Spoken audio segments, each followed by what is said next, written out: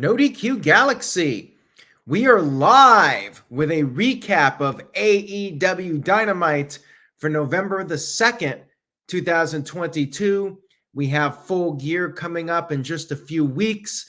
This was a noteworthy edition of AEW Dynamite for sure. We're going to get right into it, but first, shout out to the early birds, the Robo Buck, Joey Perez, Dustin Herrick, Calvin Bowman, Dave, Don, Mohammed, Nick Glavin. Thank you all very much for tuning in early. Much appreciated. We kicked off Dynamite with Darby Allin going one-on-one with Jay Lethal. Darby went right after Jay, attacked him on the outside of the ring before Lethal could even get into the ring. Then you had Sanjay Dutt and Satnam Singh coming down. Singh stood in front of Lethal to protect him from Darby. Darby got sent into the steel steps, ribs first. Darby had his ribs taped up. You had Jay Lethal putting the figure 4 on Darby outside the ring under the barricade. Then Lethal hit a German suplex to Darby on the apron. Darby eventually was able to counter the top rope elbow with a crucifix pin attempt. And Darby also avoided the Lethal ejection. Darby sent Lethal to the outside of the ring, went for a dive, and he ended up diving right into Singh, who did not move whatsoever. It was like Darby did a dive to the outside to a brick wall. Then you had another distraction. A man dressed up like Sting showed up and attacked Darby. Jay Lethal picked up the win with the lethal injection. And then after the match was over, this Sting, who was wearing a mask, took it off, and it was Cole Carter. I have no idea who that is, but I guess it was all part of the bigger swerve because Sting's music hit. We all thought Sting was going to show up, but then we got the big surprise that was being hyped up throughout the day. Not by AEW. We had Jeff Jarrett. Yes, Jeff Jarrett showing up on AEW Dynamite, attacking Darby Allin with his guitar. Darby Allin was busted open. There was a pool of blood.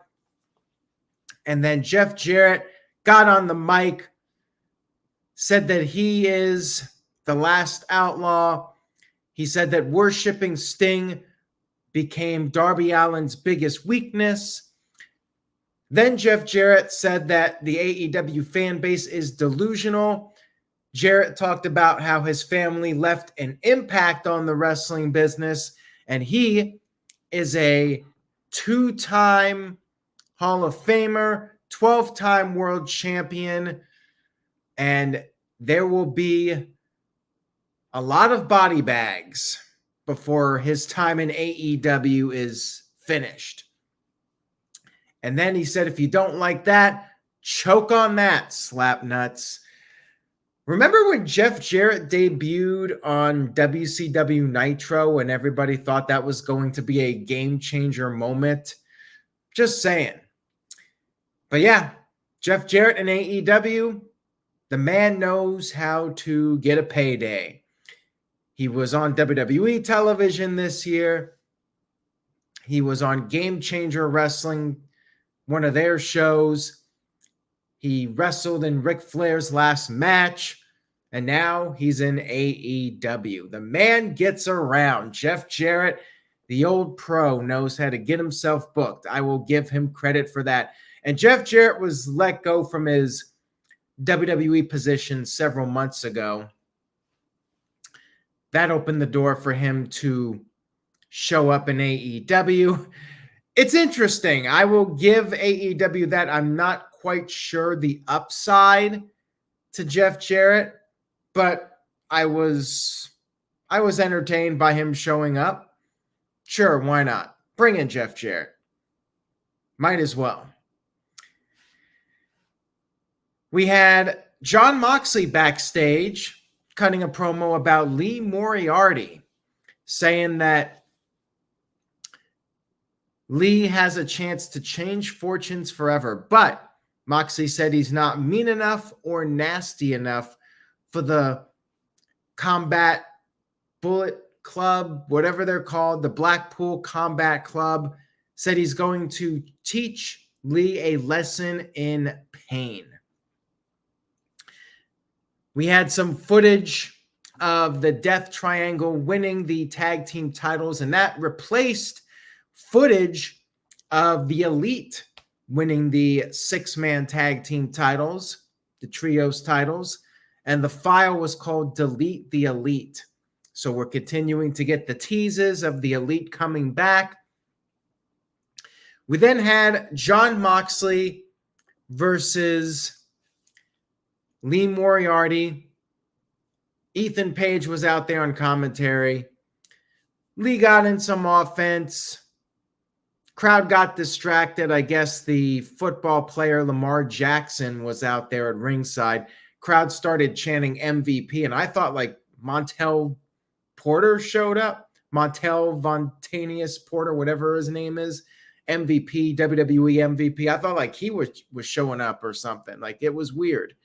So anyways, crowd was distracted by this match. And I mean, it was fine, but who in their right mind thinks Lee Moriarty has any chance whatsoever against Jon Moxley? Just saying. Jon Moxley won with the arm submission. And then afterwards, Ethan Page attacked Moxley. Ethan Page is in this World Title Eliminator Tournament. Guess he's going to be getting a bit of a push right now. We'll see if he ends up winning the whole thing. Then we had footage of Renee Paquette with Saraya. It was supposed to be Saraya and Britt Baker, but Britt Baker no-showed. Saraya said that Britt only cares about herself. Renee asked why AEW for Saraya. Saraya said that AEW is a rebel company. She wanted to be part of it. They're like a biker gang, I guess. And then Renee asked, where does Saraya stand medically? And Saraya said that she's been talking to doctors, but there's one more doctor she needs to consult.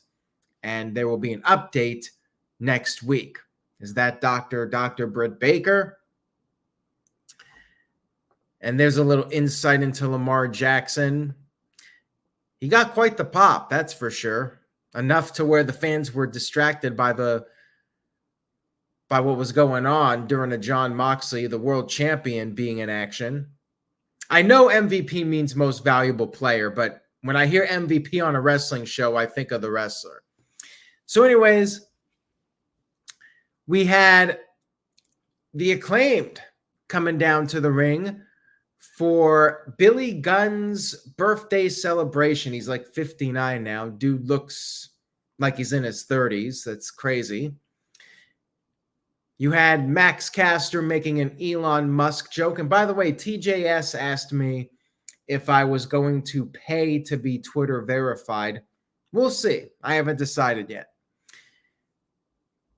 There were some gifts for Billy Gunn. Billy Gunn's hands were taped up because Swerve injured his hands on Rampage. So they got Billy Gunn some foam scissor fingers so they could do the scissoring. And also you had the Acclaimed go into the crowd and they got a pair of scissors from a fan.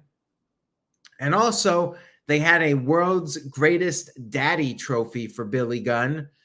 And then they also had a certificate of adoption.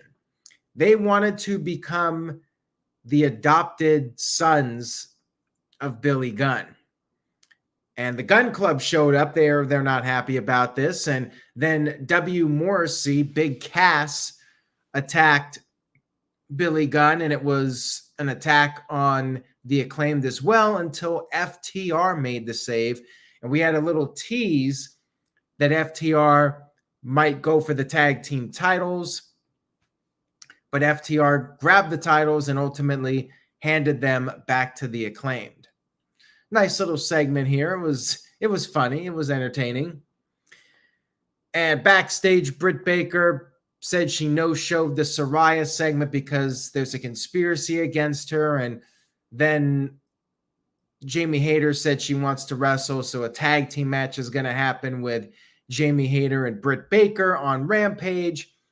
Then we had Chris Jericho coming out to the ring for an open challenge. He brought up being angry about Claudio beating him last week, but he's ready for the open challenge. And the opponent ended up being Colt Cabana. That's right. Colt Cabana is back on AEW Dynamite. If there was ever a confirmation that CM Punk is gone, I think this was it. Colt Cabana back. The Elite coming back. CM Punk voted off the island. It was a nice run. CM Punk had a solid year in AEW, but looks like it's all over. Anyways, Colt Cabana was very intense. He did shake Jericho's hand, but he met business here, and he got in a lot of offense, but we had the typical outside interference with Jake Hager. Cabana ended up hitting a springboard moonsault to Hager and Daniel Garcia or Danny Magic, one of those guys. Jericho ended up picking up the win with the code breaker.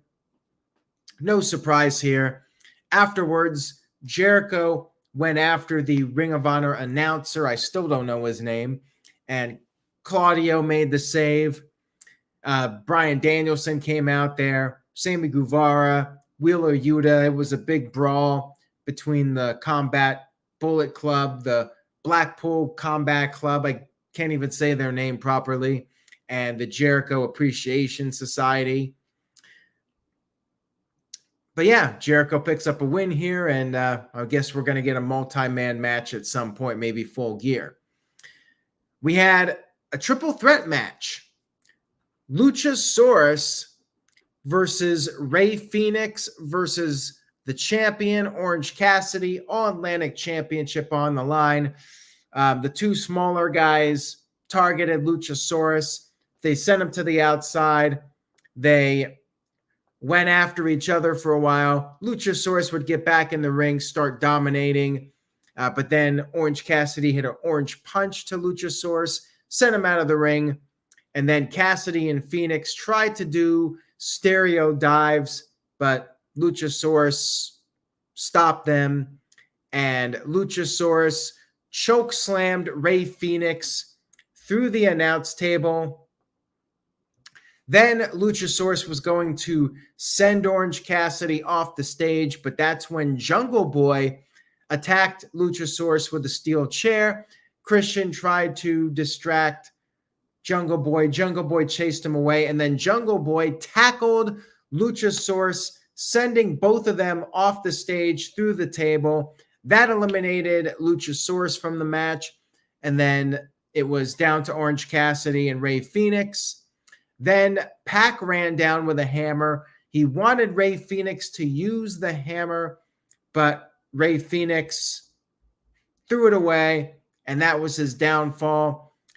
Orange Cassidy hit the orange punch, picked up the win, and then Shibata from New Japan Pro Wrestling made his return after Pac jumped Cassidy post-match. Shibata came down and signed a contract to face Orange Cassidy on this Friday's Rampage. And I was asked if I was going to recap Rampage. Maybe. Mike Tyson's doing commentary. It's a live show. SmackDown's pre-taped. I might do it. Haven't decided yet. Not going to commit to it at this point. Backstage, we had Rick Ross with Swerve, the rapper Rick Ross, and Keith Lee showed up and said that Swerve hasn't been responding to texts or calls, but there's going to be an 8-man tag team match. They're going to team up with the Gun Club next week against the Acclaimed and FTR. Then, right at 9:30, guess what segment we got? we got the women's segment, the women's match. Marina Shafir challenging Jade Cargill for the TBS title, although Jade still doesn't have the TBS title because Nyla Rose stole it. And speaking of Nyla Rose, pretty much right when the bell rang, we heard the Vicky Guerrero, excuse me. Her and Nyla Rose walked out to the stage. Nyla was wearing the TBS title, and both of them were talking over the match. And the match went like 3 minutes. Jade Cargill got distracted, but then returned to the ring, hit the Jaded, and beat Marina Shafir very easily. So yeah, not much of a match here. Basically an angle. And the women got like 5 minutes on the show. Kiara Hogan tried to attack Nyla Rose, but was unsuccessful. And well, that was that. I kind of feel bad for the ladies, you know. Pretty much just a short throwaway segment here on the show, 9:30. I mean, maybe it was for the best. Marina Shafir, at least she got new music. The old entrance music she had was one of the worst wrestling theme songs of all time, in my opinion. So yeah, she got something different. Not much better, but hey, it was an improvement over what she had before. I guess that's the one positive thing I could say for this segment. A very interesting little video package. House of Black is apparently coming back. Maybe that means Malachi Black's hiatus will be ending soon. The idea was that he was dead. Brody King, Buddy Matthews, they're dead, buried, but looks like they're being resurrected. You had Julia Hart there in the segment, and you even had a shot of Malachi Black. So looks like they're coming back. There you go. What about Miro? What's going on with him? Just wondering. We're not even getting the little video packages of him talking about his God. Like nothing with Miro these days. We had our main event of the evening. Brian Cage, who is finally getting TV time again in the main event against Samoa Joe. And this was two beefy men slapping meat around. Irresistible force meeting the immovable object. Nobody was budging at first. Joe eventually got Cage down, and this was for the Ring of Honor TV title, by the way. So the world title is earlier in the show, and the TV title is the main event. I still don't understand that, but whatever. You had Prince Nana. I'm not even sure who he is. I think he's a Ring of Honor guy. He was out there. He distracted Joe, and Brian Cage took control. And Brian Cage was dominating most of this match. He hit Joe with a German suplex, hit a dive to Joe on the outside.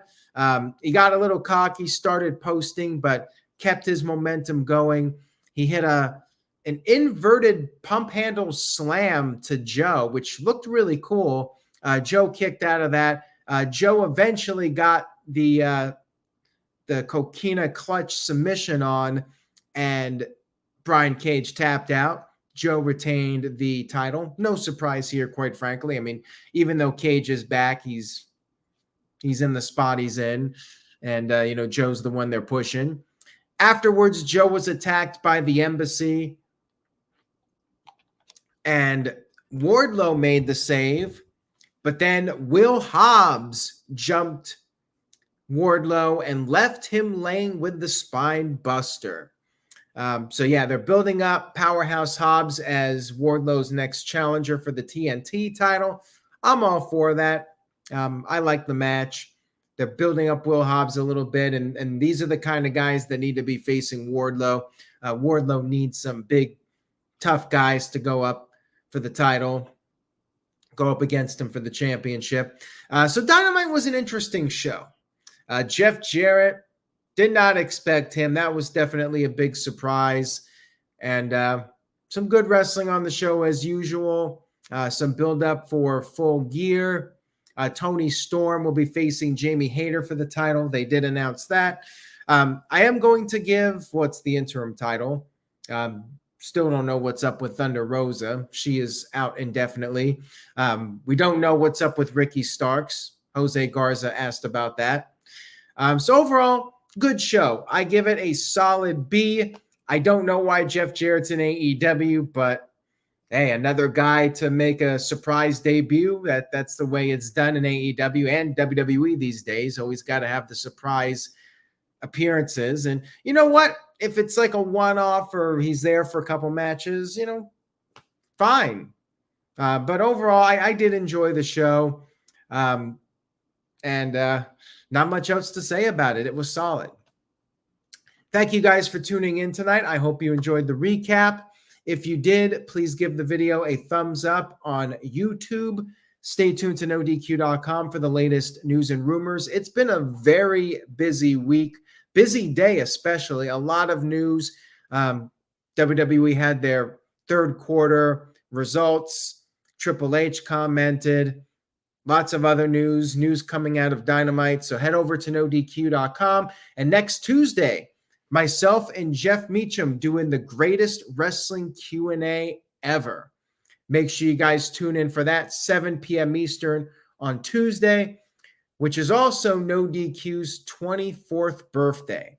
Tune in for that. And remember, say yes to NoDQ.com, and I will see you all next time.